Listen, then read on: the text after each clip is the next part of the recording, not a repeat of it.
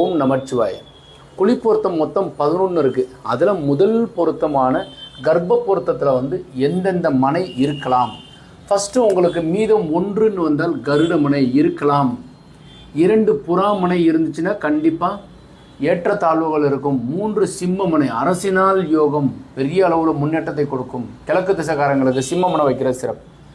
மீதம் 4 நாய் மனை கண்டிப்பாக நிறைய சுற்றம் இருக்கும்.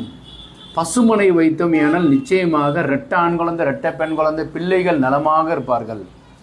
6 காக்கை மனை கண்டிப்பாக முன்னோர்களிலிருந்து ஏதோ ஒரு குறை ஏற்படும்.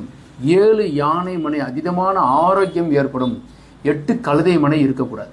ஸோ இதில் 4 இருக்கணும். கருட மனை இருக்கணும், சிம்ம மனை இருக்கணும், பசுமனை இருக்கணும், யானை மனை வைங்க.